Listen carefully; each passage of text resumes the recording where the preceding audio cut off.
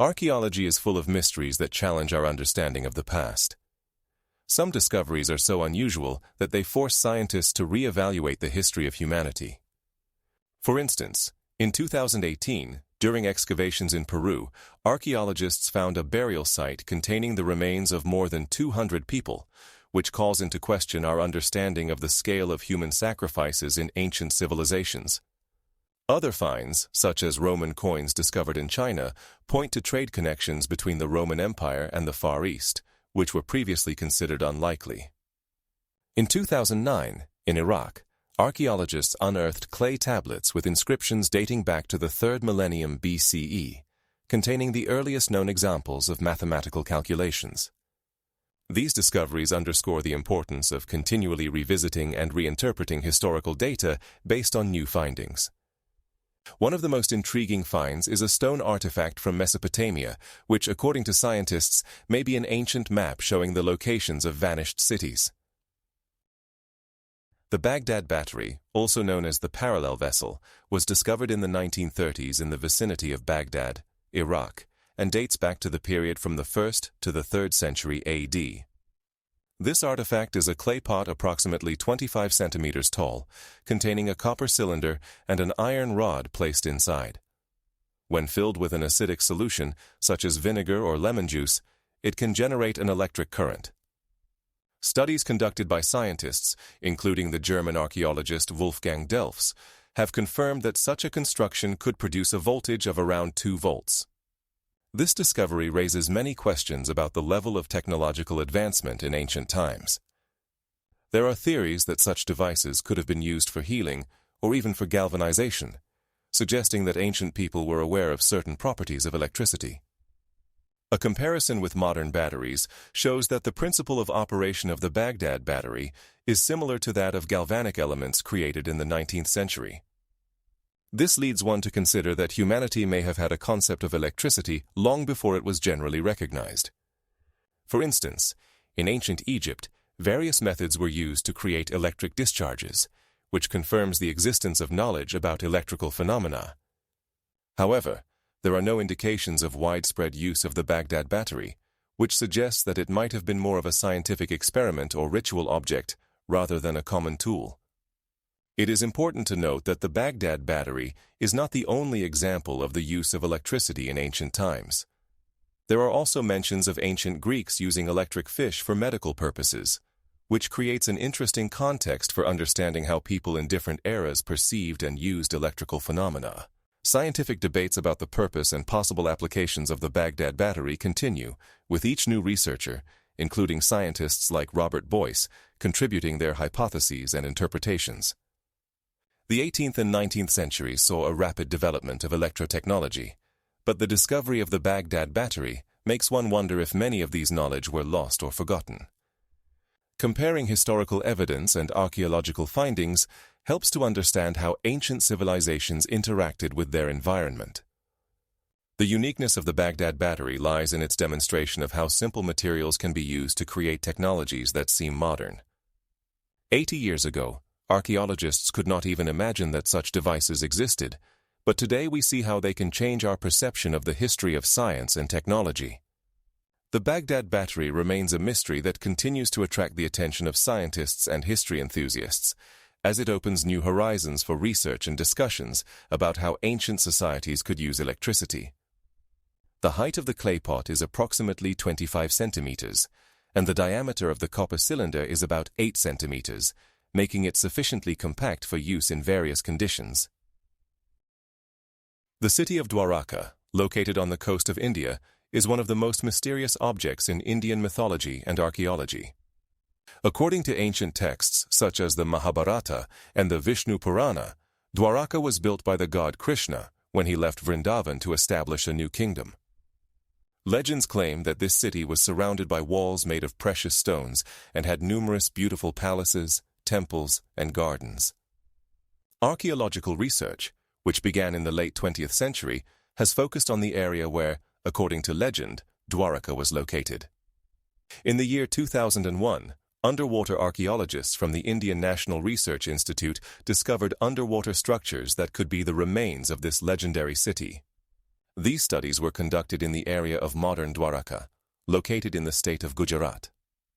Divers found large stone blocks that were likely used for building, as well as many ceramic items and household goods dating from the 3rd century BC to the 4th century AD.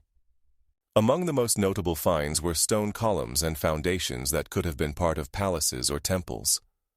Scholars such as Dr. Subhas Patnaik assert that these findings could confirm the existence of a highly advanced civilization that may have existed in this area. One of the possible reasons for the flooding of Dwaraka, according to researchers, is the change in sea level caused by tectonic processes. Scientific estimates show that the sea level could have risen by several meters between the 2nd and 3rd centuries AD, which could have led to the flooding of coastal areas. Soil samples analyzed in 2006 showed that this area had previously been subject to severe floods. In addition, geological studies indicate that earthquakes occurred in this region, which could have destroyed the city's infrastructure.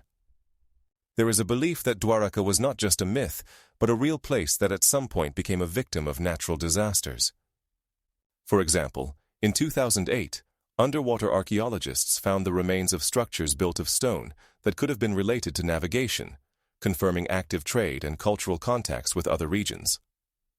The city, according to legend, was not only an administrative center, but also an important trade port connecting India with other countries. In ancient times, Dwaraka was known for its wealth and cultural diversity. Tourists and researchers from all over the world now come to this region to see the underwater archaeological finds that are still hidden underwater.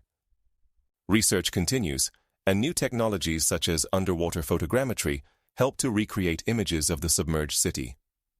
In 2020, a group of archaeologists from India and the USA launched a project aimed at creating a 3-dimensional model of the underwater ruins of Dwaraka, which will help in further study and understanding of this unique object. Currently, underwater research opens new horizons, and each discovery raises new questions about how this city lived and what its fate was.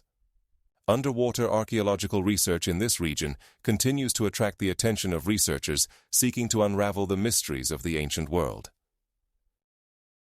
The Antikythera mechanism is an ancient Greek analog computer, estimated to be around 2,000 years old, discovered in the 20th century at the bottom of the sea near the island of Antikythera. On May 18, 1911, when Greek divers explored a sunken ship, they encountered this unique artifact. The mechanism was created around 150 years before our era, and consists of a complex set of bronze gears and wheels that allowed for highly accurate astronomical calculations.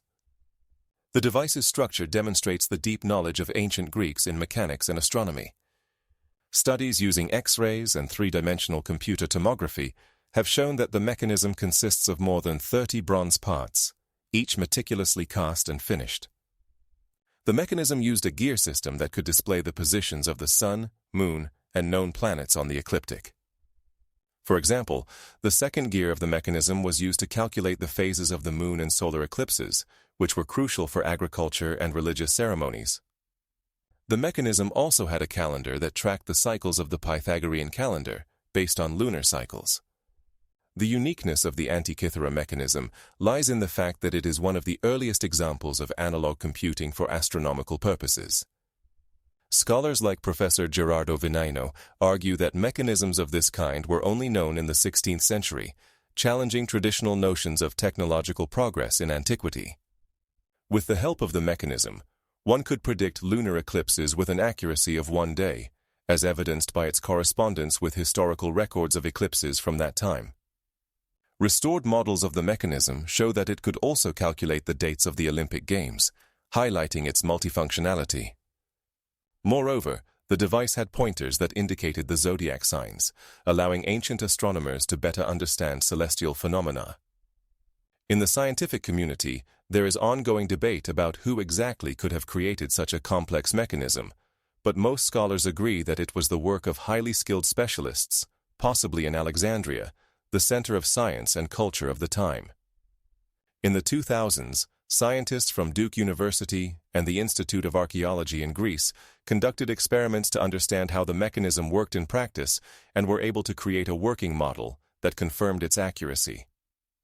The Antikythera mechanism not only attests to the level of knowledge the Greeks had in astronomy and mechanics, but also serves as evidence that ancient civilizations possessed technologies that were lost for many centuries. The restoration of the mechanism became possible thanks to modern technologies that allow for detailed examination of its internal structure and functions. This artifact continues to attract the interest of scientists and historians because it not only demonstrates the engineering prowess of the ancients, but also challenges many stereotypes about technological progress in antiquity. The mechanism is on display at the Archaeological Museum in Athens, where it is studied by historians and engineers seeking to understand its construction and application. Its complexity is comparable to mechanisms created in later historical periods, challenging the notion that such precision and complexity in technology became possible only in the Renaissance. Scientific research continues, and each new analysis brings new insights into its functions and applications in antiquity. The Antikythera mechanism remains one of the most mysterious and impressive artifacts of the ancient world, opening doors to understanding the astronomy and mechanics of ancient Greeks. In Laetoli, on the southern coast of Tanzania, traces of bipedal hominids have been found, dating back approximately 3,600,000 years. These footprints were discovered in 1968 by researchers led by Professor Mary Leakey, a renowned paleontologist who made significant contributions to the study of human evolution. The footprints were found in a layer of volcanic ash left by the eruption of the Olduvai volcano, which ensured their preservation. Professor Leakey and her team found more than 20 footprints that clearly demonstrate that these hominids likely belong to the species Australopithecus afarensis. The size of the footprints indicates that the hominids were of average height, around 120 centimeters, similar to the height of modern chimpanzees. The footprints show that they walked upright, and their foot structure indicates adaptation to bipedalism. Analysis of the footprints also shows that the hominids moved across open landscapes, which aligns with the theory that they lived in savannas. The discovery in Laetoli is one of the most significant in the study of early human ancestors, as it confirms that bipedal hominids existed much earlier than previously thought. These footprints provide a unique opportunity to study the behavior, movements, and social interactions of our ancestors.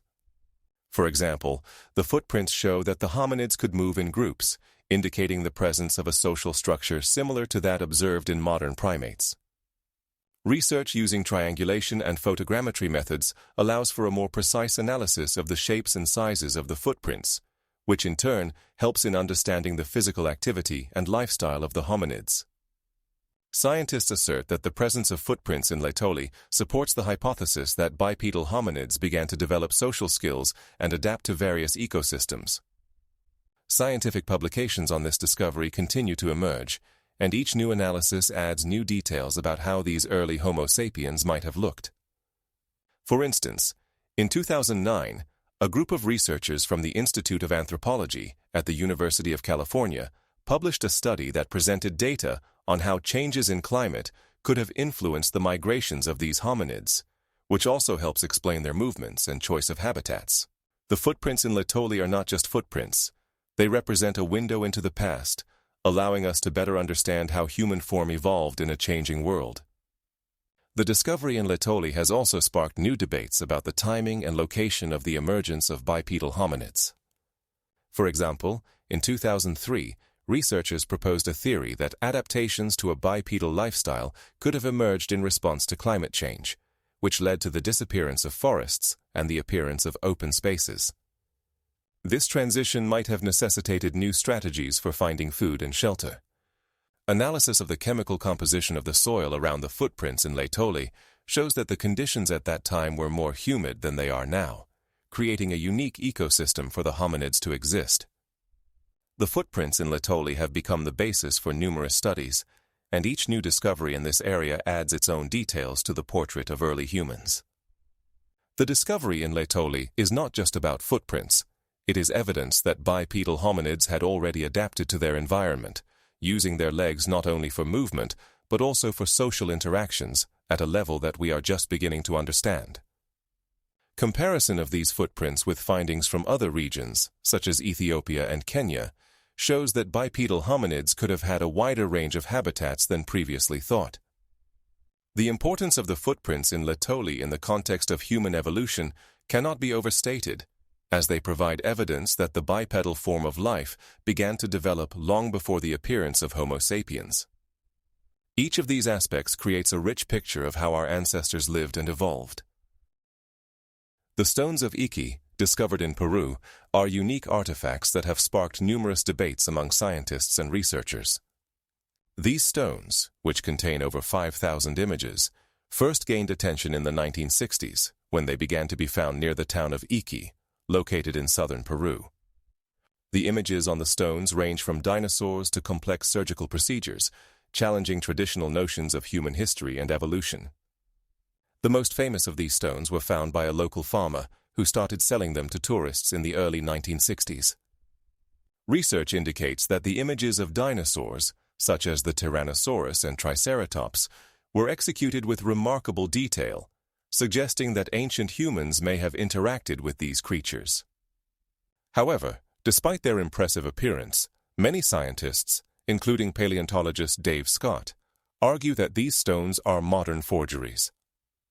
They point to the lack of archaeological context and the fact that most of the stones were discovered within just a few decades. Additionally, some images depicting complex surgical procedures, including trepanation, did exist in ancient times, but their presence on Iki raises questions about the extent to which these knowledge were widespread. Researcher and writer Gregory S. Castro, who has studied these artifacts, suggested that such images could be the result of local myths or misinterpreted cultural symbols that were adopted by later cultures. Scientific tests conducted on some samples indicate that the stones could be older than 20 years, but this does not prove their antiquity or authenticity. Meanwhile, some proponents of the stone's authenticity point to the possibility that ancient civilizations may have possessed knowledge that we still do not understand. These stones are also discussed in the context of alternative archaeology, where questions are raised about how ancient societies might have structured their societies and technologies. Interestingly, in the 21st century, attempts have been made to conduct more modern research on the stones using radiocarbon dating, but the results remain controversial and unconvincing. As a result, the stones of Iki and their mysterious images continue to attract tourists and researchers, sparking lively debates about the present, past, and the boundaries of human knowledge. Some of the stones are larger than 30 centimeters in diameter, adding to the challenges of their transportation and preservation, as well as raising questions about how they were created and used by ancient cultures. Ultimately, the stones of Iki remain a symbol of unsolved mysteries and debates in archaeology, highlighting how a single discovery can ignite intense discussions about our understanding of history. To date, no scientific community has reached a consensus on the authenticity of these artifacts. The Iron Pillar in Delhi, erected more than 16 centuries ago, is a unique example of ancient metallurgy that continues to evoke surprise and admiration. The pillar, standing 7 meters tall and weighing more than 6 tons, was installed in the vicinity of the present-day Qutb Minar complex, likely during the 4th century AD, during the reign of Emperor Chandragupta II, also known as Vikramaditya.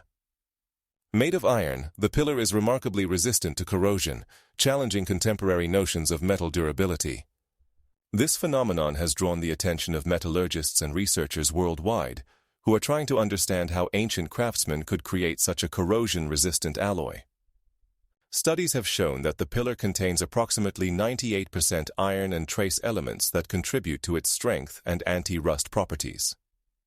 In particular, scientists from the Indian Institute of Technology in Mumbai conducted an analysis and discovered that a protective layer of phosphates had formed on the surface of the pillar, preventing metal oxidation.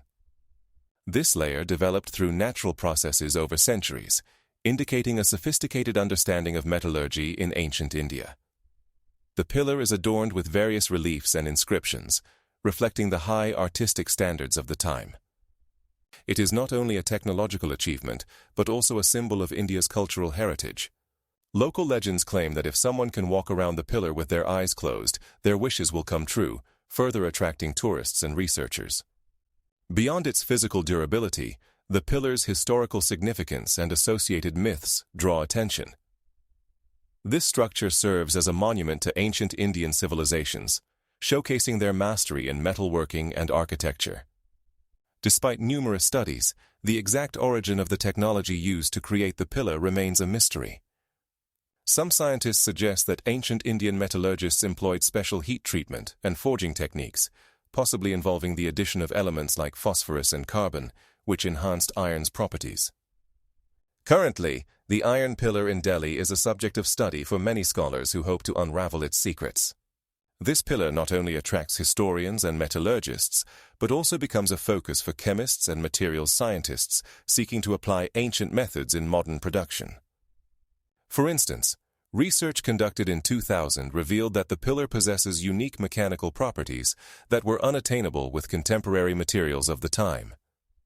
As a result, the Iron Pillar in Delhi continues to be an archaeological discovery and an object of wonder, posing new challenges and questions about past technologies. Additionally, the pillar was recognized as one of the greatest achievements of ancient Indian metallurgy and was inscribed on the UNESCO World Heritage List in 2012, underscoring its cultural and historical significance. Giant Olmec heads, created in Mexico, represent some of the most impressive monuments of pre-Columbian civilization. These massive sculptures, weighing up to 40 tons, were carved from basalt, which was quarried more than 100 kilometers from the sites where they were installed. The Olmecs, one of the earliest complex civilizations of Mesoamerica, began creating these heads around the 9th century BC. Researchers believe that these monuments were dedicated to Olmec rulers, or chieftains, reflecting their power and status. Each head reaches a height of up to 3 meters and can be adorned with unique elements such as bell-shaped helmets or ritualistic ornaments, indicating the high level of skill of Olmec sculptors. Scholars like archaeologist Carlos Mercado emphasize that the transportation of such heavy objects was a true engineering marvel. For moving the heads, wooden logs and possibly a system of rollers were used, suggesting that the Olmecs possessed advanced knowledge in mechanics.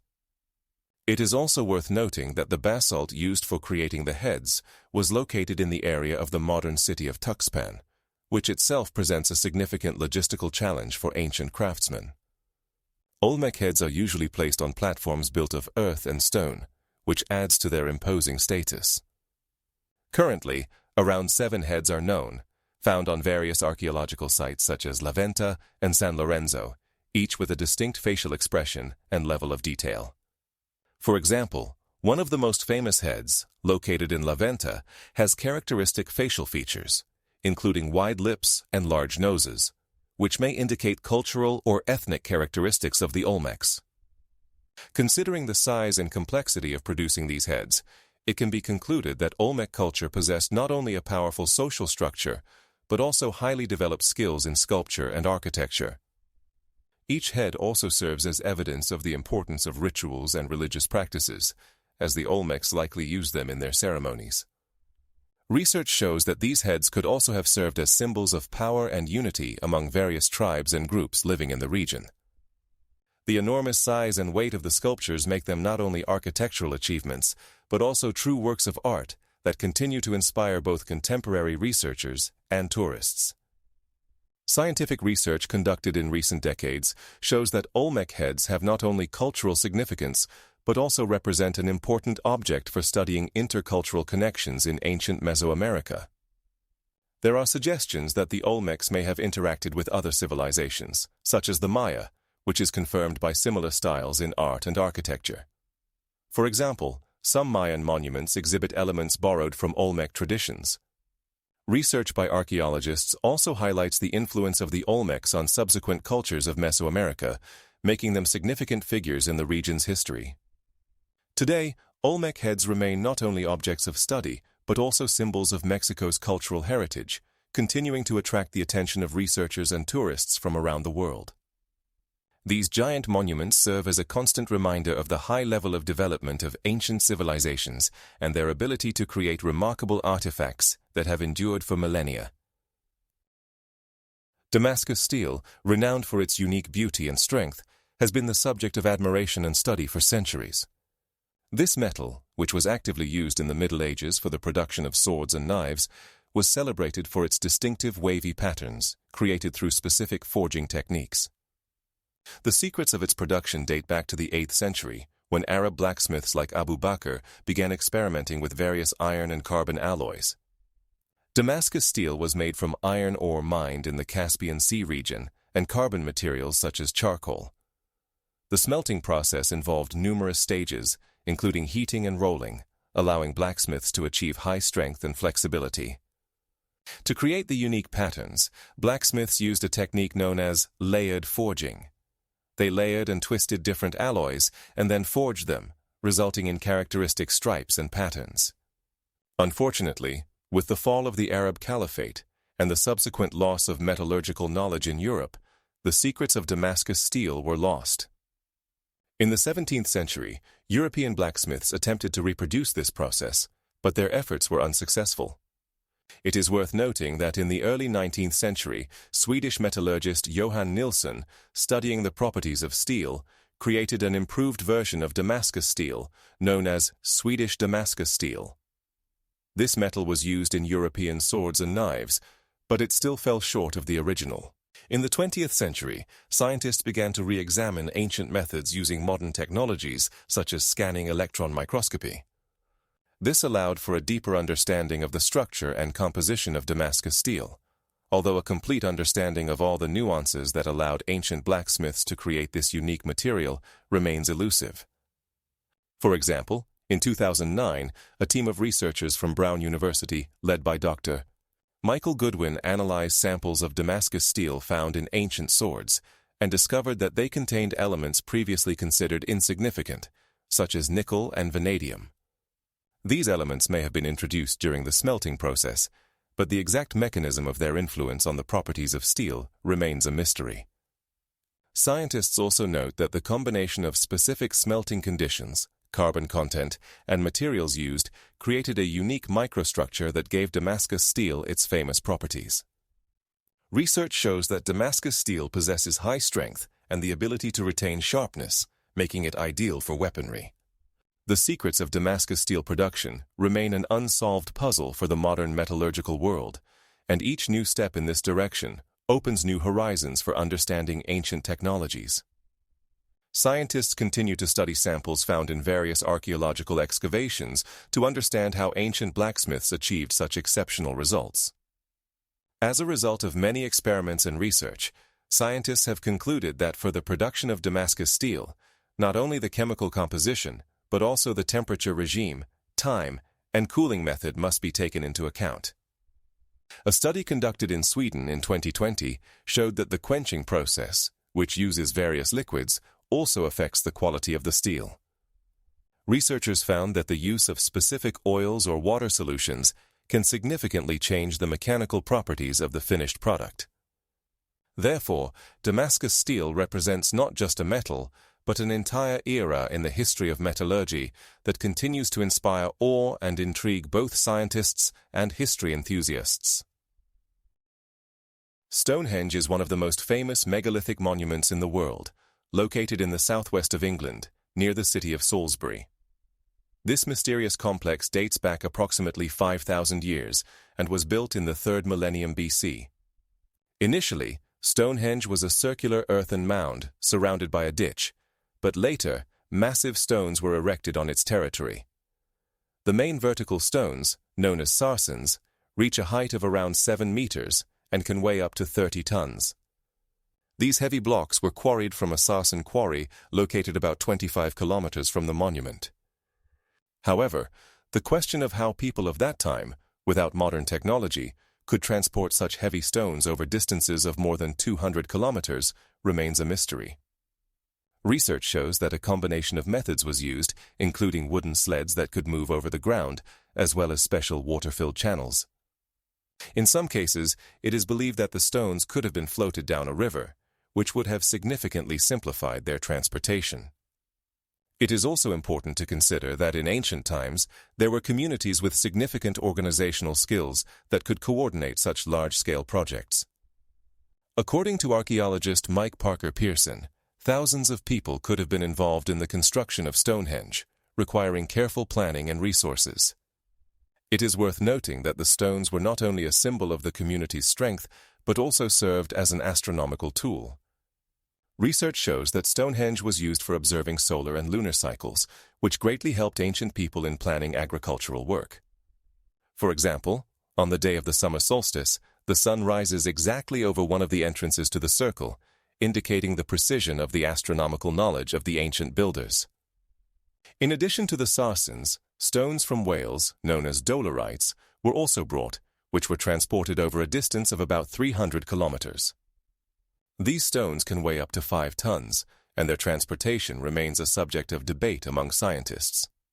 Some researchers suggest that the stones could have been moved using a system of rollers and sleds, which would have significantly reduced labor costs. Others propose that local tribes could have united their efforts, creating temporary camps for working on the project. Stonehenge is not only an architectural marvel, but also reflects the level of social organization and interaction between different tribes of that time. Nevertheless, many aspects of its construction remain unexplained, making it an object of study for archaeologists and historians from around the world. In the 20th century, numerous excavations and studies were conducted, which helped to refine the dating and methods of construction, but final answers to the questions about Stonehenge remain in the realm of hypotheses. For example, archaeological finds made in 2015 showed that there were other structures on the site of Stonehenge before it, indicating its long history of use as a sacred place. This megalithic complex continues to attract the attention of scientists and tourists who seek answers to questions about its purpose and methods of construction, while remaining one of the most mysterious and magnificent architectural forms of antiquity. The Sphinx in Giza, one of the most mysterious and iconic statues of ancient Egypt, has drawn the attention of researchers and tourists for centuries. It is believed to have been created during the reign of Pharaoh Khafre, who ruled around 2500 to 2400 BCE. However, recent research, particularly the work of geologist Robert Schoch from Boston University, challenges this chronology. In his studies, Schoch discovered clear signs of water erosion on the body of the Sphinx that do not match the climate conditions of the period when it is believed to have been built. He argues that these erosion forms indicate that the Sphinx was carved during a period when Egypt experienced significant rainfall and had a more humid climate, which could have occurred around 9,000 years ago.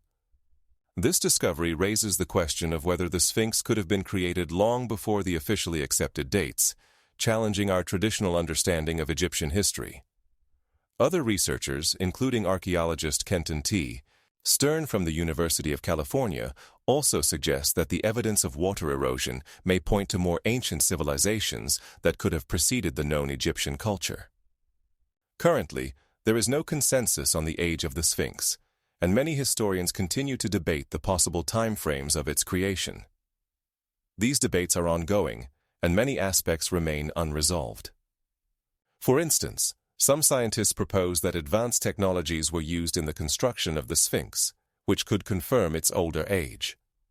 Additionally, traces of other monuments in the Giza area have been found, which could be contemporary with the Sphinx, adding another layer of mystery to this complex picture. It is important to note that many discoveries in this region could fundamentally change our understanding of the ancient Egyptian civilization. For example, in 2018, archaeologists found remnants of temples that, according to preliminary estimates, could date back to a time before the pharaohs' dynasties, potentially related to the Sphinx. These temples contain artifacts indicating the use of technologies that were not known in the traditional Egyptian culture. Analysis of these findings may provide a key to unraveling the mystery of the Sphinx's age and its true purpose. No less intriguing is the question of who and why could have built such a colossal statue. The Sphinx's dimensions are impressive. Its length exceeds 80 meters, making it one of the largest monolithic statues in the world. This statue, carved from limestone, represents a lion with a human head and has numerous symbolic meanings related to Egyptian mythology. Furthermore, the pyramids, which are part of a vast necropolis, are located nearby, but their connection to the Sphinx remains unclear. The ancient Egyptians left behind many written sources, but none of them mentions the time of the Sphinx's creation, adding to its mystery. The question of whether this statue was part of a larger complex or served a specific religious purpose remains open. Some researchers even suggest that the Sphinx could have been used as an astronomical observatory, highlighting its importance in the culture of ancient Egypt. Despite the lack of definitive evidence, opinions and research continue to multiply, offering new perspectives on this ancient enigma. There are many theories about how the landscape around the Sphinx might have looked during its creation, including speculations that more advanced civilizations could have existed there.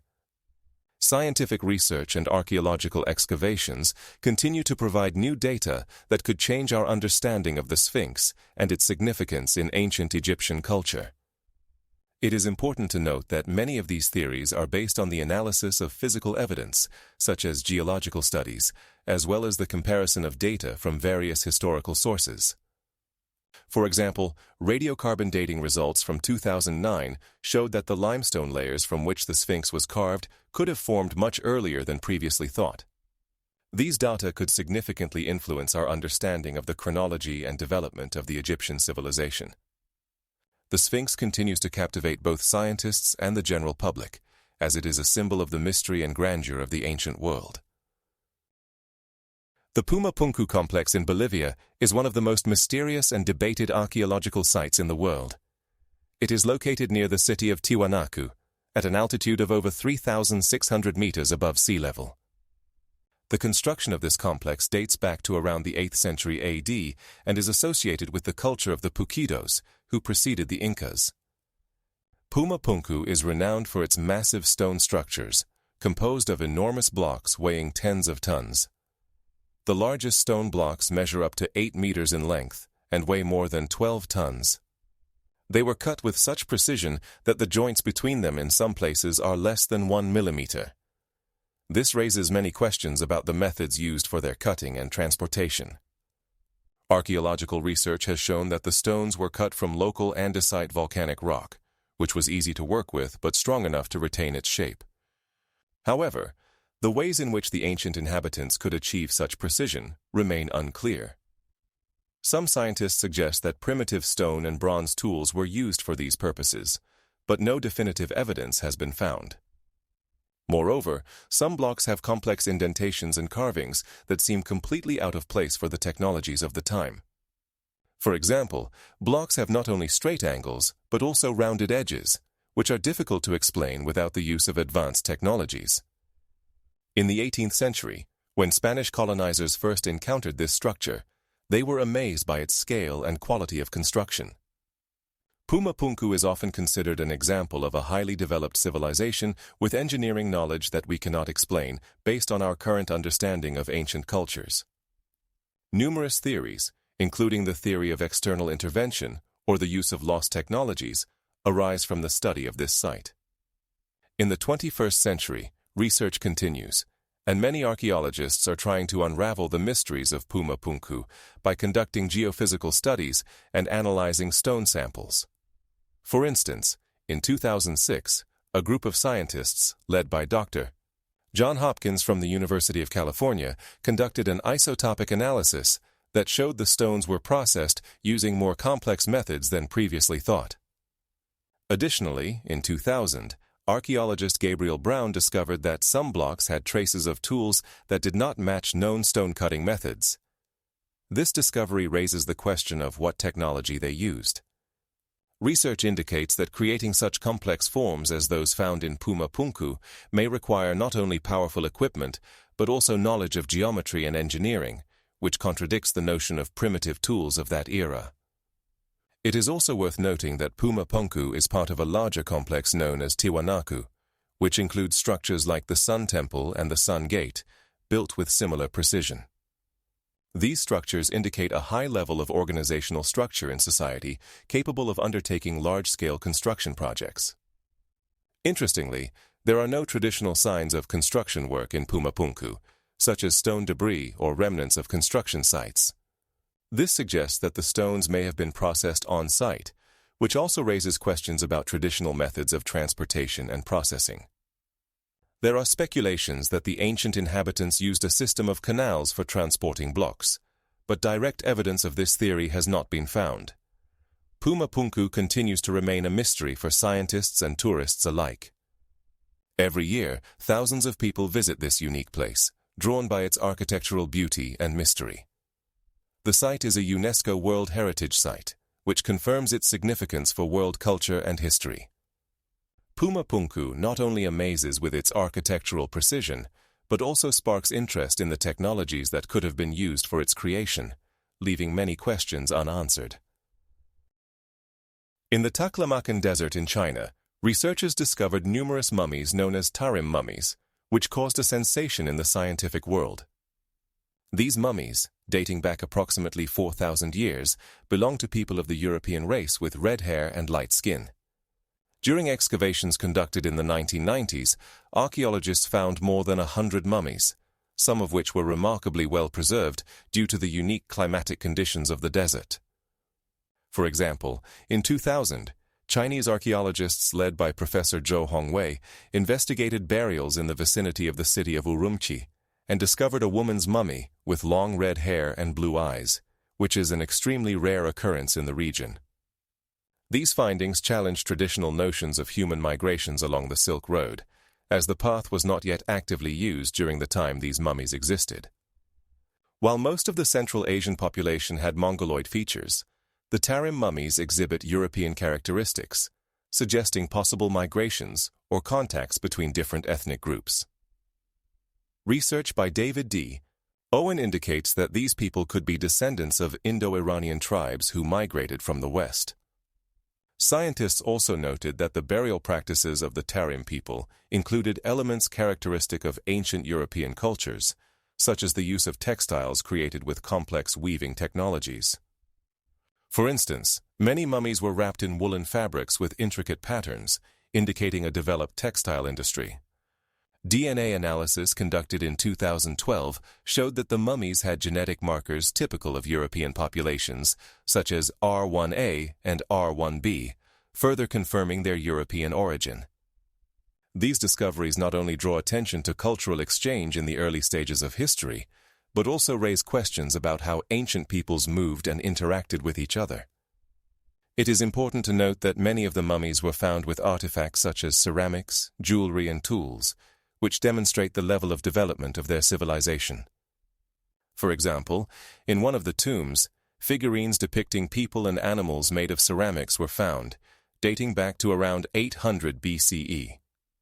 These artifacts show a high level of artistic skill and understanding of symbolism among the Tarim people. Comparison with contemporary ethnic groups in the region shows that the modern population bears genetic traces of changes that occurred over thousands of years. 80% of contemporary Uyghurs have genetic markers similar to those found in Tarim mummies, indicating a long-standing connection between these groups.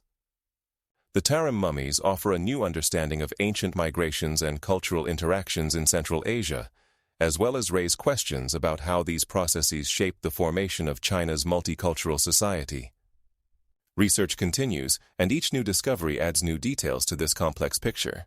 The mummies of the Tarim people have become a symbol of how the diversity of human history can be unexpected and complex, challenging conventional notions of migrations and ethnic identity. For example, in 2018, a mummy with unique facial features belonging to Northern European peoples was found, further confirming the diversity of life in this crossroads of cultures. The fortress of Sacsayhuaman is situated in close proximity to the Peruvian capital, Lima, at an elevation of over 2,300 meters above sea level. This remarkable architectural structure was built by the Incas in the 15th century and served not only as a military base, but also as a religious and administrative center. The distinguishing feature of Sacsayhuaman is the massive stone blocks, each weighing from 100 to 300 tons. These blocks were cut from local limestone and transported to the construction site from distances of several kilometers.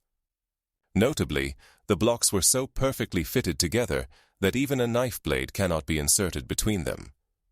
This was achieved through the Incas' advanced knowledge of stoneworking and construction techniques. Thousands of workers were involved in the construction, and it is estimated that the process took around 100 years. Sacsayhuaman covers an area of more than 30 hectares and includes 3 levels of walls with a total length of over 800 meters. The walls were built using the pack and tump technique, which allowed the blocks to be securely joined, ensuring the stability of the structure even during earthquakes. Throughout its history, Sacsayhuaman has endured numerous attacks and destructions, yet it has preserved its magnificent architecture. In the 16th century, Spanish conquistadors used the stones of the fortress to build their own structures in Cusco, which also led to partial destruction of the original walls.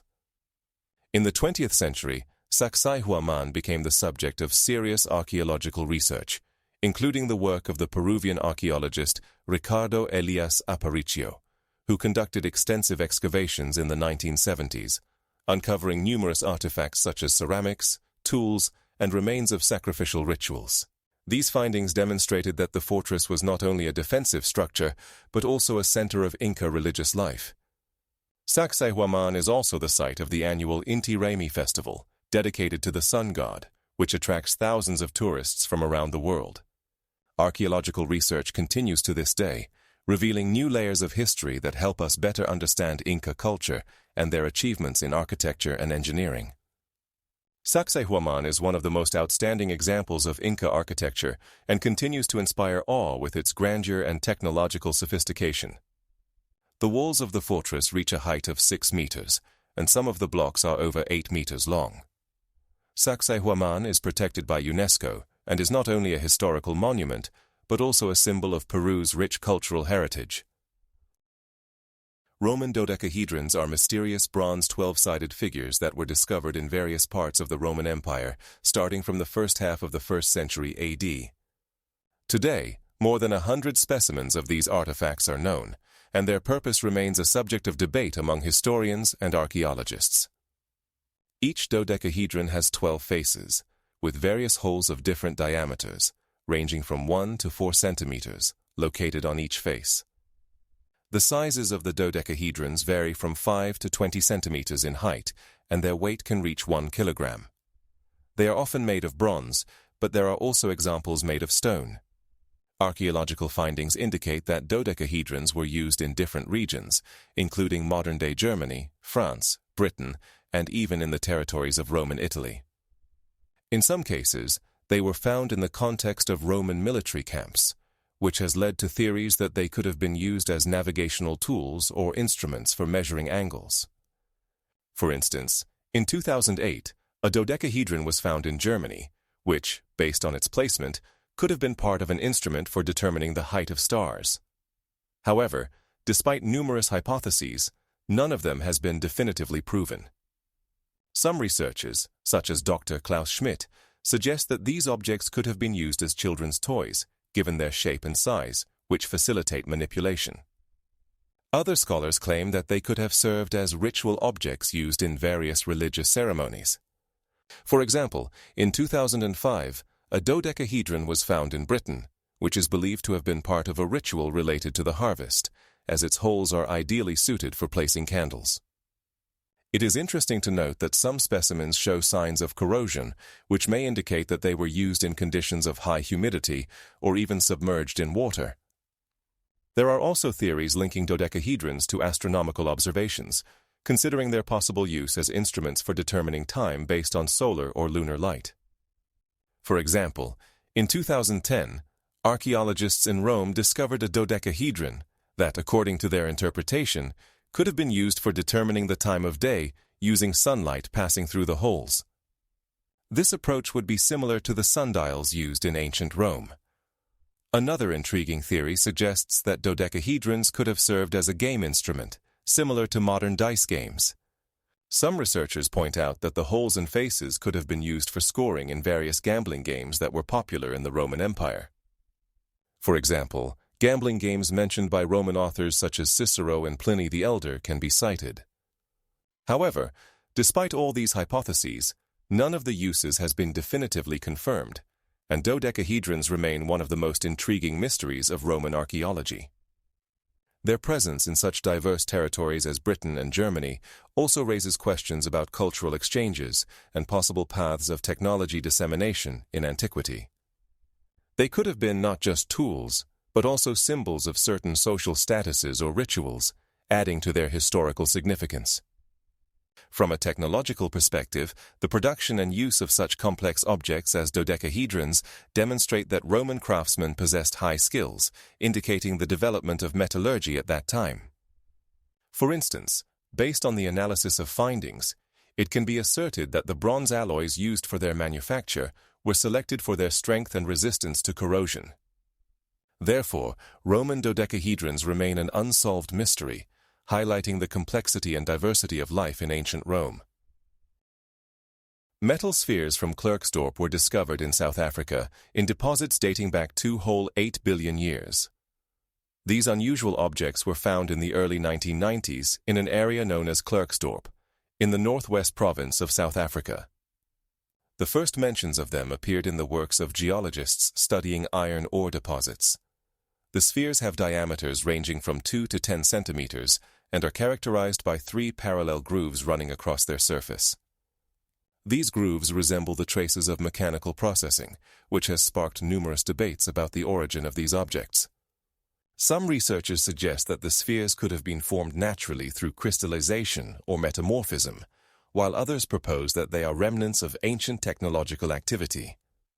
A significant aspect is that if these objects were indeed created artificially, they challenge traditional notions of the timing of the emergence of intelligent life on Earth.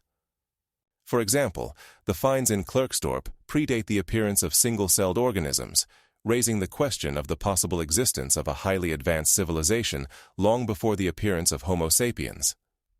Studies have shown that the composition of the spheres includes iron, nickel, and silicon, which corresponds to the characteristics of meteoritic material. However, there is no scientific consensus on how exactly these spheres could have formed. Some even suggest the possibility of extraterrestrial origin, although such ideas are often met with skepticism by the scientific community. An important point is that the spheres were found in a layer that also contains fossilized remains of ancient organisms, such as stromatolites, highlighting the complexity and multi-layered geological history of this region.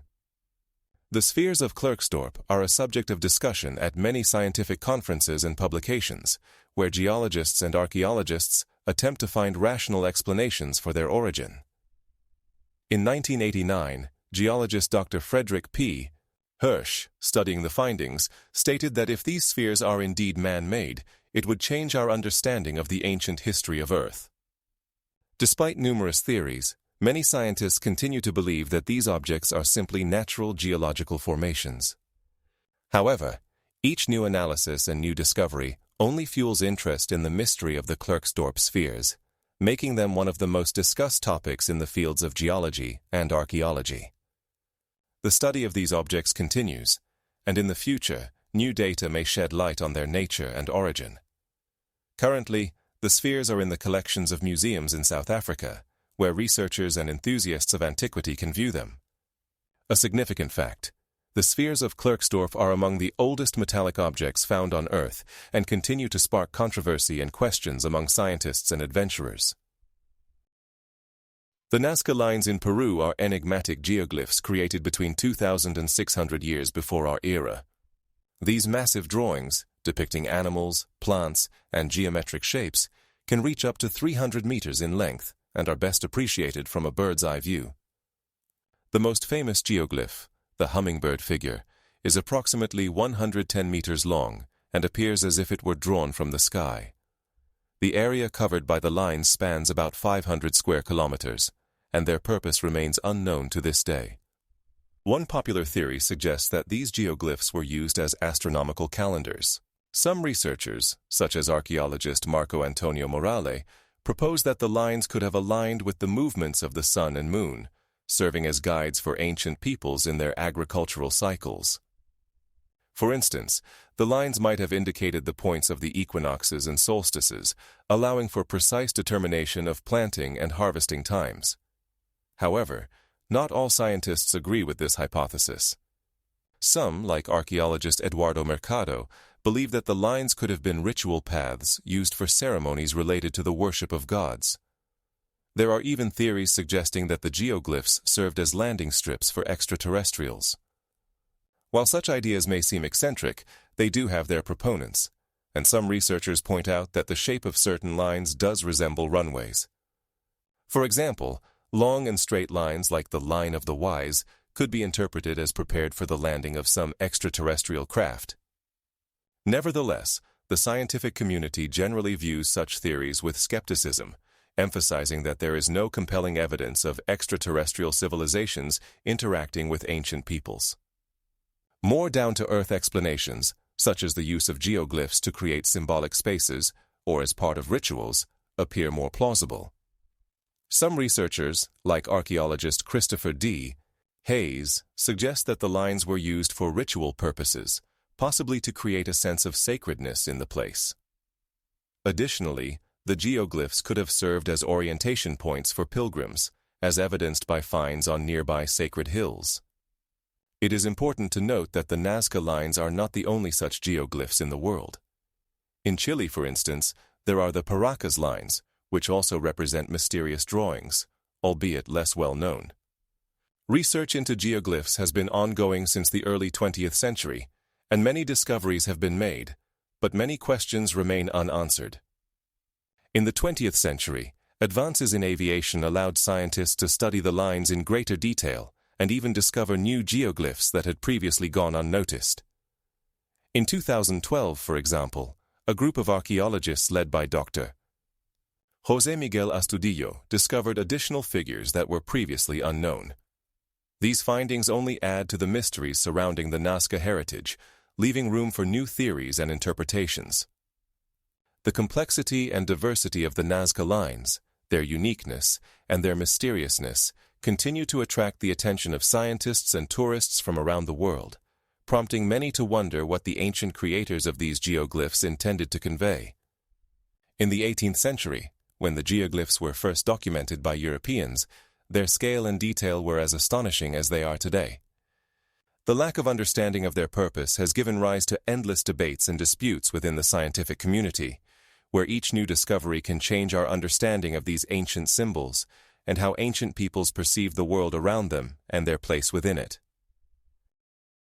Crystal skulls, mysterious artifacts that continue to spark debate and interest among scientists and history enthusiasts. In the 20th century, several skulls were discovered in Central America, primarily in Mexico and Guatemala. The most famous of these is the skull presented in the 1960s in a London museum. This skull was acquired by Philip Cott, who claimed it was found in the ruins of an ancient city. According to Cott, the skull was created by the Aztecs or Mayans and possessed magical powers. However, research conducted in 1988 at the University of British Columbia revealed that the skull was made of quartz, not natural stone as previously thought. Furthermore, analysis showed that the skull was crafted using tools that could not have existed in ancient times. While some researchers argue that these skulls are ancient artifacts created by highly advanced cultures, others insist that they are 19th century fakes made to attract tourists and researchers. For example, renowned archaeologist and anthropologist Dr. David Castro declared in the 1990s that these skulls were made in European workshops using the technologies and materials available at the time. In 1993, experts from the Natural History Museum in Los Angeles conducted a study using X-rays and discovered that the skulls bore signs of modern tools, such as diamond discs. This information strengthened the belief that the skulls were fakes, created to satisfy the growing interest in mysterious ancient artifacts. However, proponents of the theory of ancient origin point out that some of the skulls possess unique properties, such as perfectly smooth surfaces and unusual sizes, which they believe could not have been achieved with modern technologies. For instance, the skull known as the British Museum skull weighs around 3 kilograms and has dimensions that do not match typical human skulls. Some researchers even claim that they can conduct sounds and emit energies that can affect the surrounding environment. In 1981, a group of scientists led by Dr. Ruben Sandino conducted an experiment attempting to reproduce the sounds emanating from the skulls and concluded that their shape could indeed create resonant sound waves. This discovery sparked new interest in the skulls, and some researchers began to consider them as objects with potential significance for studying ancient technologies and knowledge. Nevertheless, Most experts in archaeology and anthropology remain skeptical and emphasize that the lack of reliable historical sources and scientific evidence makes any claims about the ancient origin of the skulls questionable. Moreover, in the 1990s, another series of studies showed that the skulls were made under conditions that did not match ancient technologies. They bore signs of mass production. This fact undermines the theory that the skulls were created by highly advanced cultures. It is interesting to note that in 1988, a skull made of crystalline quartz with a diameter of over 20 centimeters was exhibited at a show in Los Angeles. This skull attracted the attention of many visitors, but its origin remained unclear. As a result, crystal skulls remain a symbol of mystery and contradictions in the study of ancient history, sparking debates and discussions among scientists and historians. The underwater Neolithic settlement of Atlit Yam is located off the coast of Israel and sank around 9,000 years ago. This settlement was discovered in 1990 by an underwater archaeological expedition led by Israeli archaeologist Joseph Ginsberg. Research has shown that Atlit Yam is one of the oldest known underwater archaeological sites that have preserved traces of human life in the Neolithic period. The settlement was located in shallow water, which allowed for the preservation of numerous wooden structures and other artifacts that typically do not survive in normal soil conditions. In particular, archaeologists found well-preserved remains of houses built from wood and stone, as well as a multitude of tools such as stone knives and axes, indicating the technological level of its inhabitants. The site also contained animal remains, such as fish and marine mollusks, suggesting that the local residents engaged in fishing and gathering. Significant discoveries included human remains buried in special graves, indicating a complex social structure. In Atlit Yam, archaeologists discovered traces of ancient rituals, including stone circles and altars, which could have been used for ceremonies. These artifacts provide insight into the religious beliefs and practices of the settlement's inhabitants.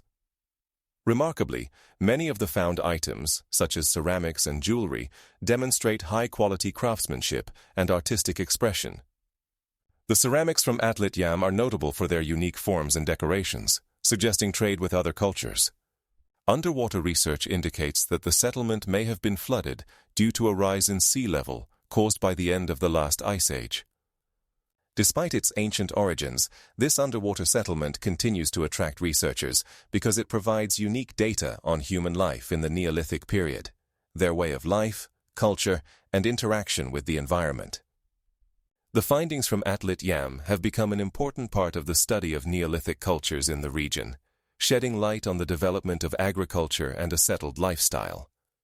The study of plant remains found at the site has shown that local residents began to engage in agriculture, marking an important step in their development. The remains of the underwater settlement of Atlit Yam provide insights into how people adapted to changing environmental conditions. Research continues, and each new discovery adds new details to the picture of ancient life. To date, over 200 artifacts have been found, including tools, household items, and food remains. These finds allow for the reconstruction not only of the technological level of the inhabitants, but also of their daily habits and preferences. The uniqueness of Atlit Yam lies in the fact that it is one of the few settlements that has preserved such a large and diverse range of artifacts, enabling a deep analysis of life during that time.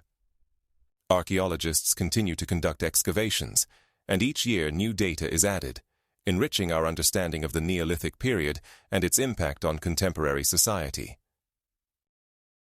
The Voynich manuscript is a mysterious medieval book, dated to around the 15th century, which remains undeciphered to this day. It is named after Wilfrid Voynich, an antiquarian who acquired it in 1917 in Italy.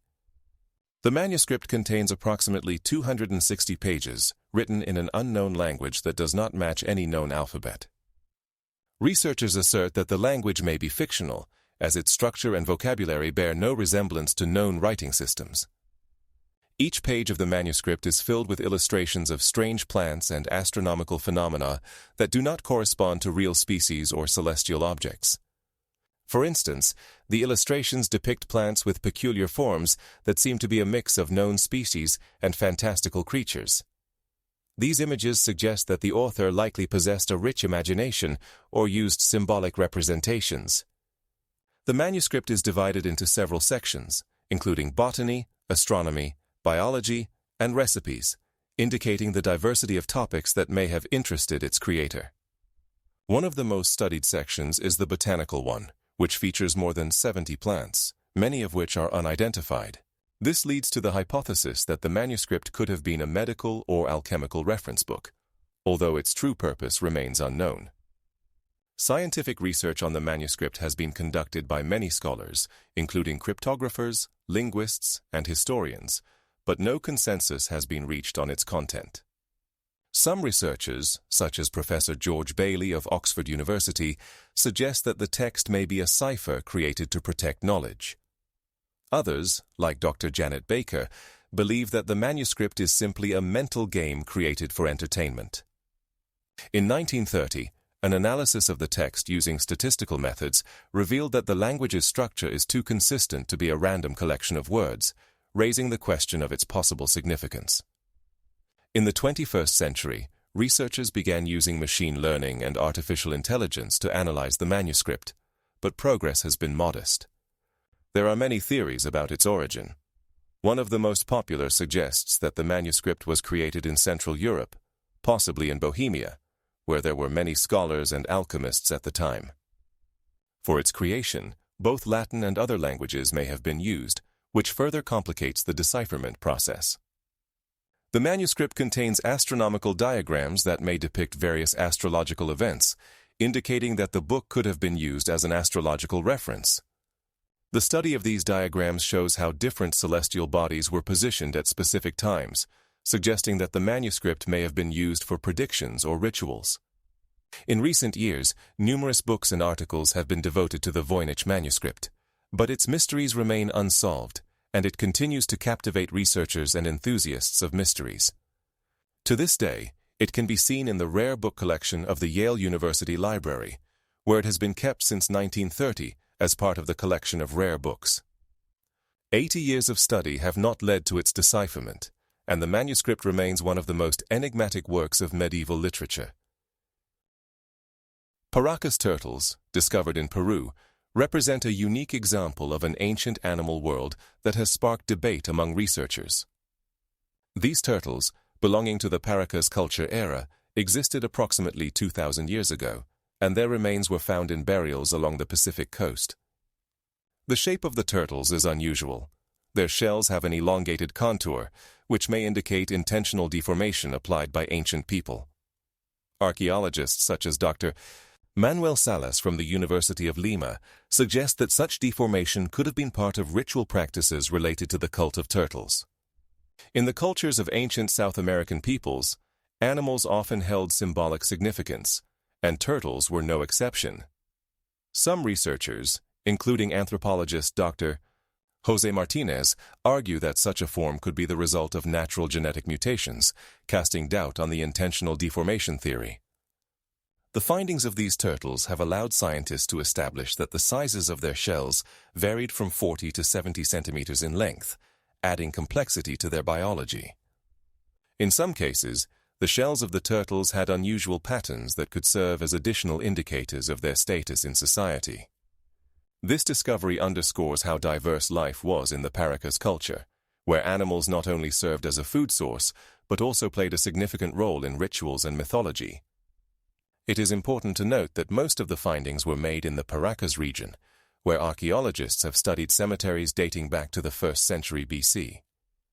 The discovered turtles were usually found in burials, along with other artifacts such as ceramics and jewelry, indicating their importance in the culture.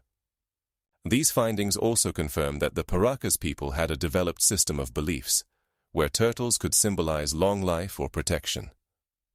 The question of whether this was the result of intentional deformation or genetic characteristics remains a subject of active debate among scientists. Paracas turtles, along with other artifacts, continue to attract the attention of researchers seeking to understand how ancient cultures interacted with nature and what myths and symbols they created. As a result of archaeological excavations conducted since the late 19th century, many turtles have been found, allowing for a more detailed study of their morphology. Some samples show characteristic signs of processing that may indicate human influence. Studies by David Gomez, who investigated these turtles in the early 2000s, showed that their morphology could differ from modern species, adding to their interest for study. In some cases, turtles were found in a state suggesting they were used in ritual practices rather than simply as food. The discovery of such specific turtles in a single geographical region, such as Paracas, also supports the theory that they could have been domesticated or selectively bred for these purposes. The study of these turtles continues, and new technologies such as DNA analysis may help in the final assessment of their origin and role in the lives of the Paracas people. Each new artifact found in burials adds details to the complex picture of the lives of ancient people, their beliefs, and cultural practices. Comparison with other findings from Mesoamerica also opens new horizons for understanding how various cultures used animals for ritual purposes. The Baalbek Temple Complex, located in Lebanon, is one of the most impressive architectural ensembles of antiquity. Construction of the complex began in the Roman era, around the 1st century AD, and continues to this day, attracting the attention of historians and archaeologists with its unusual scale and grandeur. At the center of the complex are three main temples: the Temple of Jupiter, the Temple of Venus, and the Temple of Bacchus. The most impressive of these is the Temple of Jupiter, built in the 1st century AD and comparable in size to modern cathedrals. Its distinctive feature is the use of enormous dressed stones, known as the Baalbek stones. These stones, weighing up to 1,000 tons, are the largest dressed stones in the world. For comparison, modern cranes can barely lift loads weighing a few hundred tons, making the question of how ancient builders moved and installed such massive blocks a subject of ongoing debate among scholars. One theory suggests that Greeks and Romans could have used inclined planes and rollers to facilitate the transportation of these massive stones over complex terrain. However, the exact methods used for moving and installing the stones remain unknown. Some researchers even propose that ancient masons might have used water channels to transport the stones, providing the necessary smoothness and ease of movement. Inside the Temple of Jupiter stood a colossal statue of the god, reaching more than 9 meters in height. The Temple of Bacchus, built in the early 2nd century, is also impressive in its size and detail. It was adorned with numerous sculptures and columns that have survived to this day, making it one of the best preserved Roman temples. Although smaller in scale, the Temple of Venus does not lag behind in beauty and architectural solutions. Baalbek is not only an architectural marvel, but also a significant cultural center that has been a place of worship for centuries. An important aspect is that in ancient times, this complex served not only religious purposes, but also social ones, hosting various festivals and gatherings. The immense size and precision of the stonework continue to inspire awe and amazement, and each new archaeological excavation reveals new insights into ancient construction techniques. The restoration and study of this complex continue, and every year thousands of tourists visit to see this historical wonder with their own eyes. Baalbek is undoubtedly one of the most significant monuments of Roman architecture, and its stones continue to hold many mysteries waiting to be uncovered. The underwater monument of Yonaguni is located off the coast of the Japanese island of Yonaguni, attracting the attention of both scientists and tourists. 80 kilometers from Taiwan, at a depth of 5 to 20 meters, this object appears as massive steps and platforms, which some researchers believe to be the remains of a sunken temple dating back 10,000 years. The first mentions of Yonaguni date back to the 1990s, when in 1995 divers exploring the area discovered this strange formation. Local diver and underwater archaeology enthusiast Masaki Morimoto was the first to notice its unusual shape and began conducting research. In the year 2000, a team of Japanese and American researchers, including Dr. Hiroshi Sato, started systematic studies that confirmed the presence of stone structures resembling artificial constructions. These structures have clear angles and lines, which, according to some archaeologists, could not have been created by natural processes.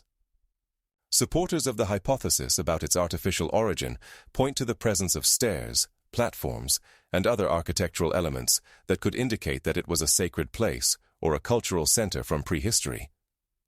However, opponents of this idea, including geologists, argue that the monument's shape can be explained by natural processes such as erosion and tectonic movements. For example, Dr.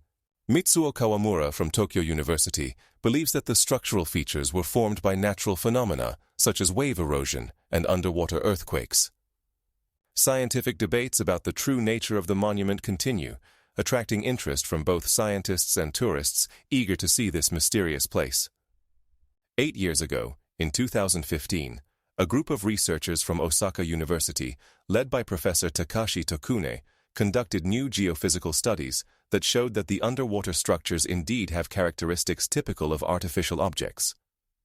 In some areas, the depth reaches 60 meters, and in this region, artifacts such as stone tools and ceramic shards were also found, which may indicate human activity in this area in ancient times. These findings intensify the intrigue around the monument and raise questions about which cultures could have existed in this area before it was submerged. There are also alternative theories that attempt to explain the origin of Yonaguni. For example, some researchers suggest that it could be a remnant of a lost civilization similar to Atlantis. It is important to note that at present, there is no consensus on the origin of the monument, which creates a basis for numerous speculations and hypotheses. In 2019, a group of archaeologists from Japan and the United States returned to the site to conduct new research using underwater robots and laser scanning technology. These technologies allowed for a more detailed study of the structure and the creation of three-dimensional models that could aid in further analysis. As a result of these studies, additional details were discovered that were previously unnoticed, including traces of possible assembly joints that could indicate artificial intervention. However, final conclusions about the age and origin of the object remain open for discussion. Today, Yonaguni has become not only an object of scientific research, but also a popular tourist attraction, attracting divers from all over the world who want to see this mysterious underwater formation. Every year, thousands of tourists come to dive into the water and explore these enigmatic structures, which may hold the keys to understanding ancient civilizations. Interestingly, around the monument, many myths and legends have emerged, adding romance to its study. Local residents tell stories about spirits guarding this sacred place, and about how it was once part of a great culture that left its mark on history. Research continues, and each new discovery may change our understanding of Yonaguni and its significance for historical science.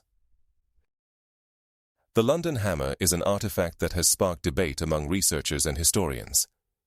In 1992, workers discovered this tool in a quarry near London, embedded in a layer of coal that is estimated to be over 300 million years old. The hammer is a simple tool with a wooden handle and a metal head, but its age challenges the conventional timeline of human evolution. According to modern scientific understanding, Homo sapiens emerged around 200,000 years ago, and our ancestors began using tools about 2 million years ago. However, the London Hammer was found in geological layers dating back to the Carboniferous period, when large forests and the first amphibians existed on Earth. This contradicts traditional views on evolution and civilization development. Studies conducted by geologists and archaeologists, such as Dr. D.K.S. Foster, who first described the find, indicate that the rock containing the hammer could not have formed in the short time frame necessary for human evolution. Nevertheless, proponents of alternative theories argue that the hammer is evidence of a highly advanced civilization millions of years ago, challenging the entire concept of evolution. Supporters of this view point to the hammer and other such finds to claim that humans could have existed in prehistory. However, most scientists reject this perspective, suggesting that the hammer may have been accidentally embedded in the coal layer due to geological processes. Specifically, they propose that the hammer could have been thrown into the quarry during coal mining and eventually became trapped in a layer formed millions of years ago. This event has generated interest and controversy, as it touches on fundamental questions about our past and how we perceive history. As a result, the London Hammer has become a symbol of the conflict between traditional science and alternative theories seeking to explain its existence. Despite its controversial origins, the artifact remains a focal point, inspiring both interest and skepticism. This tool has been the subject of numerous studies and discussions, highlighting its significance in the context of ancient history research. Modern archaeologists and geologists continue to investigate similar finds to understand how they fit into the overall picture of life's evolution on Earth. The hammer, now in a private collection, has become more than just an artifact. It has inspired numerous publications and documentary films exploring alternative versions of history. It illustrates how discoveries can spark controversy and open new horizons in the study of human history. The London Hammer's discovery serves as a reminder that our understanding of history can change with new findings and research. The uniqueness of this artifact lies not only in its age, but also in the way it challenges our conventional notions of time and the development of human civilization. This tool, found in an unusual place, raises questions about what we know about our past and how incomplete or even erroneous that knowledge may be. Scientific research on the London Hammer continues, and each new approach to its study can reveal new aspects of human history. Unique finds like this hammer underscore the complexity and multi-layered nature of our history, making us question how much more is hidden beneath the layers of the Earth. Rongorongo is a mysterious writing system of Easter Island, which remains untranslated to this day and may be the only writing system independently invented in Oceania. It was discovered in the 19th century when Europeans began exploring this remote island. The first mentions of Rongorongo date back to the 1830s, when missionaries such as James Tapper recorded information about wooden tablets with hieroglyphs used by the local inhabitants. These tablets, carved from wood, contain numerous symbols, and today, 25 such tablets are known. The most famous of these are the tablets housed in the British Museum and the Museum of Easter Island. Rongorongo consists of two main styles, one with simpler symbols and another more complex and detailed. Researchers suggest that this writing system could have been used to record myths, stories about ancestors, and rituals, as evidenced by the presence of human, animal, and various geometric figures.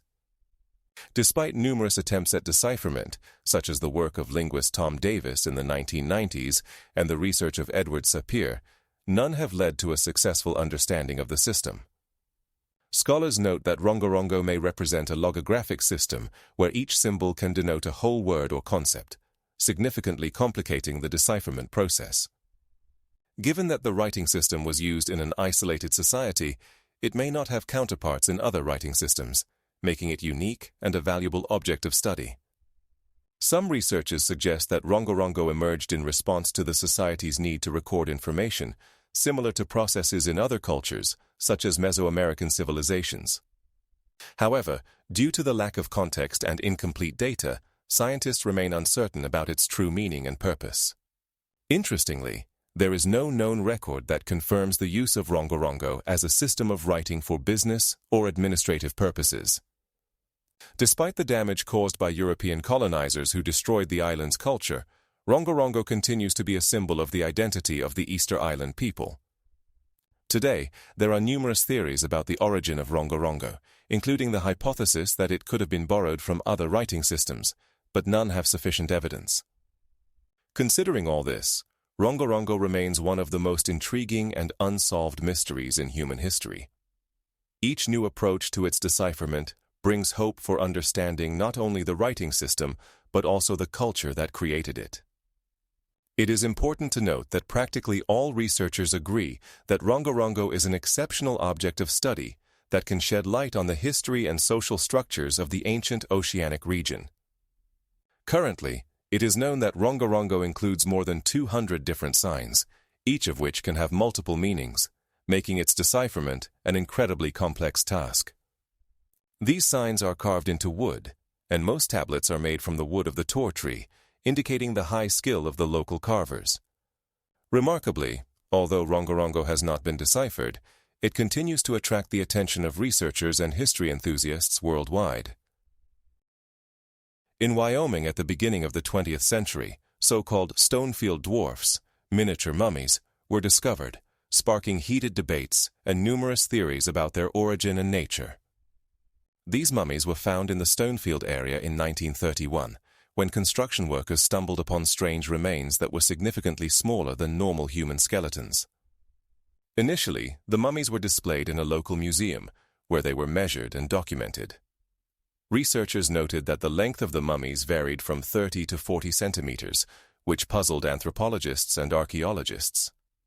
Some scientists suggested that these remains belonged to children, while others insisted that the mummies were adult individuals with severe genetic anomalies, such as microcephaly, a condition where the head and brain develop abnormally. While microcephaly can cause growth anomalies, the size of the Stonefield dwarfs exceeded even the most extreme cases of this condition. In 1940, Dr. Walter Quinn, an anthropologist from the University of California, conducted the first serious study of the mummies and concluded that they were the result of unnatural selection, possibly due to the isolation of a small group of people. However, his hypothesis was not confirmed because genetic research on samples was not conducted until the late 20th century. In 1988, researcher John Smith from the University of Wyoming assembled a team to study the mummies using modern technologies, including computed tomography. Their results showed that the mummies did not exhibit any pathological signs that could explain their reduced size, adding to the mystery of their origin. Additionally, local folklore began to circulate myths linking the mummies to Native American legends about small spirits, leading to numerous speculations and mystifications. Some researchers even suggested that the mummies might be fakes created to attract tourists, although no research has found any evidence of tampering with the bones. In the 1990s, proponents of the theory that these mummies could be the remains of an unknown race of dwarfs who lived in pre-Columbian America gained attention, not only from scientists, but also from enthusiasts of the paranormal, making the Stonefield dwarfs a part of popular culture. In 2005, videos began appearing on the internet, claiming that the mummies were found in other places, further fueling interest in the topic, but not yielding any new scientific data.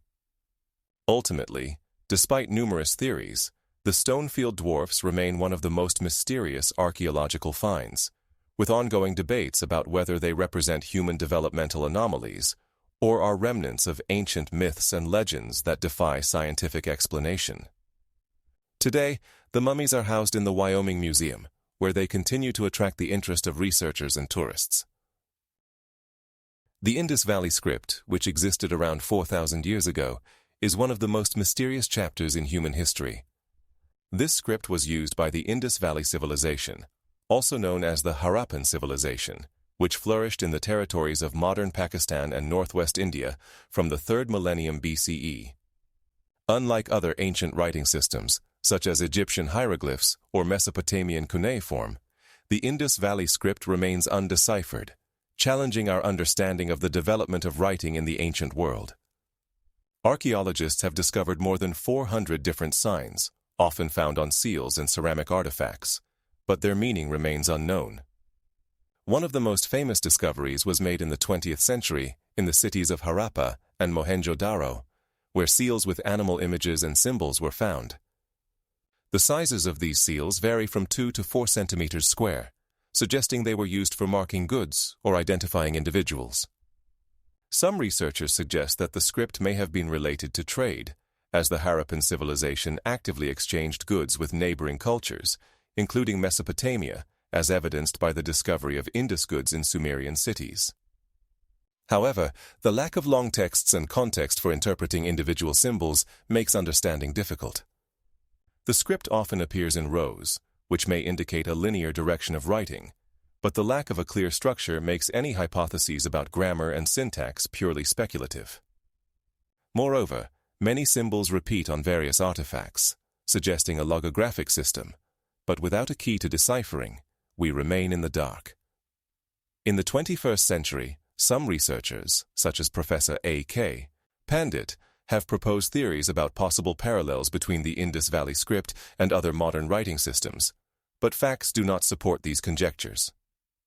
Historians emphasize that understanding this script could significantly change our understanding of the social structure, economy, and culture of the Harappan civilization.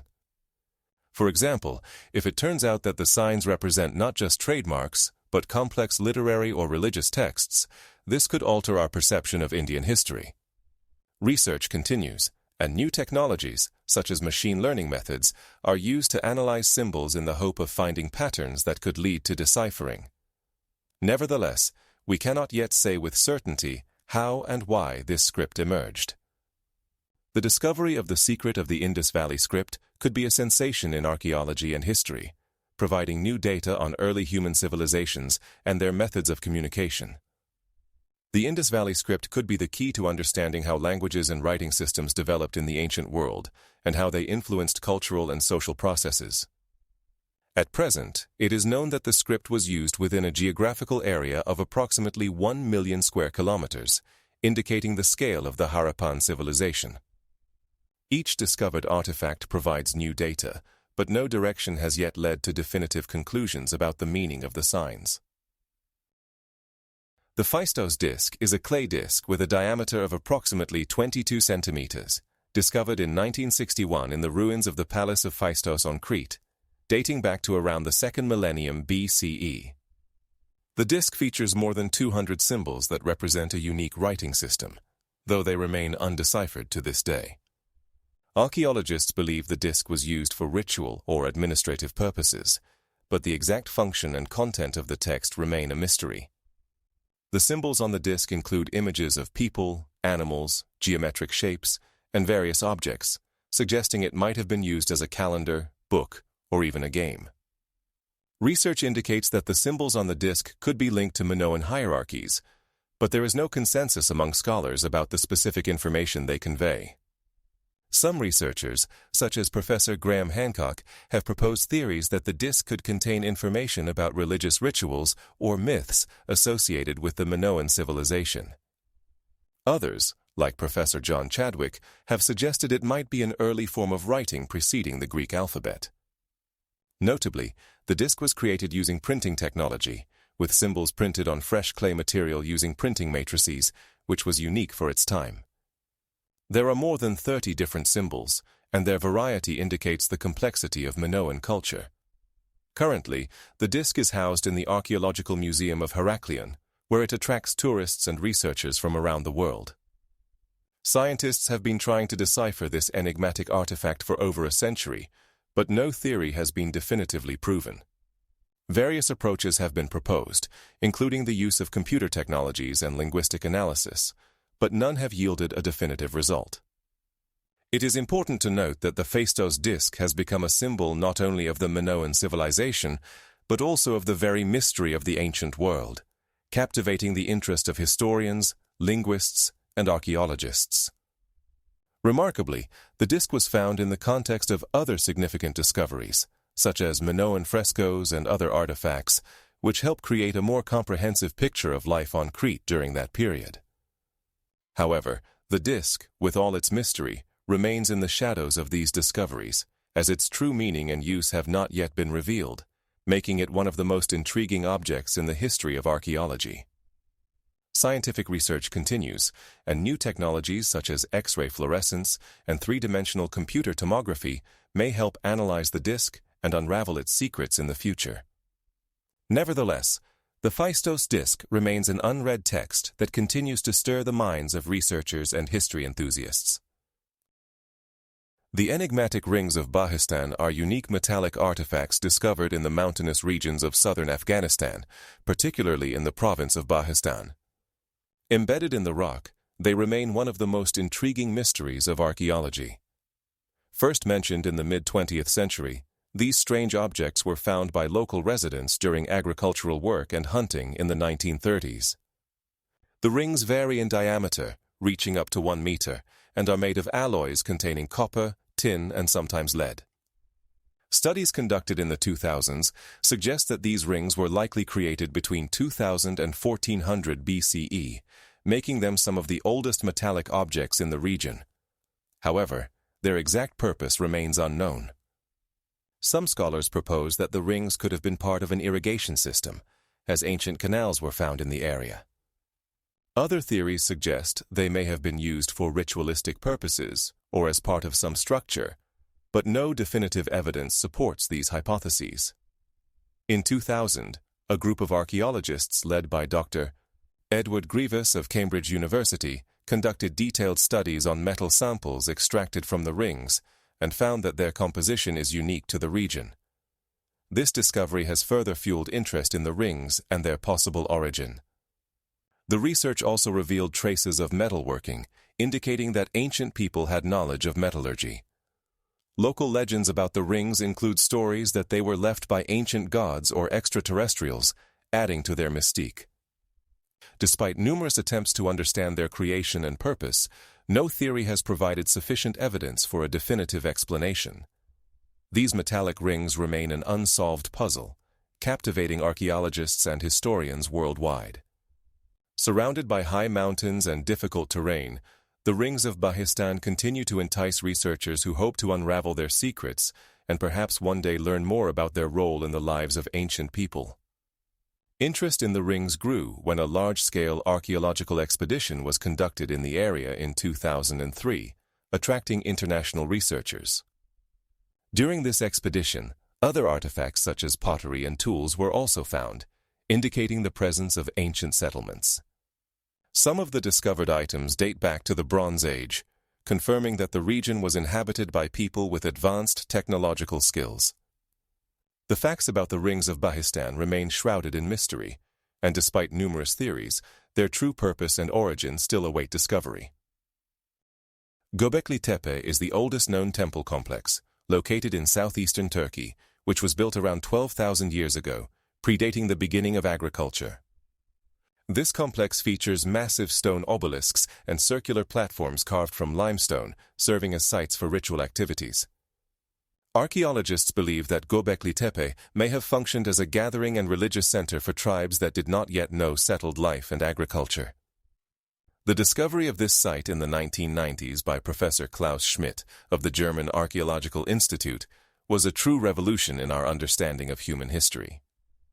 Unlike traditional views that suggest agriculture and settled life preceded complex social structures, Göbekli Tepe demonstrates that people could create large-scale public projects and organize collective rituals long before they learned to cultivate the land. Findings at this site include massive pillars up to 5 meters tall, adorned with animal reliefs such as lions, bulls, and birds, indicating a symbolic system and cult. Archaeologists also found numerous tools that confirm the use of local resources to construct these structures. Scientists estimate that the construction of Göbekli Tepe may have taken decades, if not centuries, requiring significant effort and coordination from many people. Comparisons with other ancient cultic structures, such as Stonehenge in England, suggest that this site could have been equally important as a cultural center. However, Göbekli Tepe is significantly older than Stonehenge, which was built at least 5,000 years after the completion of the temple complex in Turkey. This discovery has led many researchers to reevaluate the chronology and evolution of human society, as it challenges widely accepted theories about the development of civilization. Nearby are other archaeological sites that confirm the region's importance as a center of ancient culture. In particular, the ruins of the ancient settlement of Çatalhöyük, dating back approximately 7,000 years, underscore the long historical significance of this area. Göbekli Tepe has also become a symbol of the need to rethink our understanding of how people organized and interacted in early times. Ongoing discoveries at this site continue to amaze scholars, as each new layer of earth may reveal even older artifacts and ritual structures that provide deeper insights into the lives of people in prehistoric times. Currently, Göbekli Tepe is a UNESCO World Heritage Site and attracts researchers and tourists from around the world, highlighting its significance not only for archaeology, but for understanding the origins of human culture as a whole. Archaeology is a science that continually opens new horizons and challenges established notions about human history. For example, in 2009, researchers from the University of California in Los Angeles discovered remnants of an ancient city in the Sahara Desert, which turned out to have existed for more than 5,000 years. This city, named Aja, is a striking example of a complex social structure that existed in a region where, according to traditional beliefs, civilizations could not have emerged due to extreme climatic conditions. Just recently, in 2020, archaeologists in Iraq found clay tablets dating back to the 3rd millennium BCE, inscribed with the earliest known laws, which challenges the notion that legislation only appeared with the rise of more advanced states. In 2020, a megalithic complex in Turkey, Göbekli Tepe, dating back more than 12,000 years, was studied, which forces a re-evaluation of the chronology of the emergence of agriculture and settlement. Findings from Göbekli Tepe show that people were creating complex religious structures even before they learned to cultivate the land, which challenges the myth that religion only appeared after the advent of agriculture.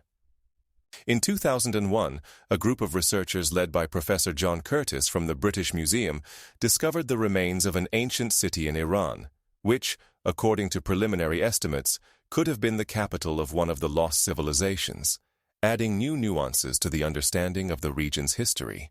It is interesting that in 2015, archaeologists in China found a burial with a rich inventory belonging to a woman, which challenges traditional views on the role of women in ancient societies.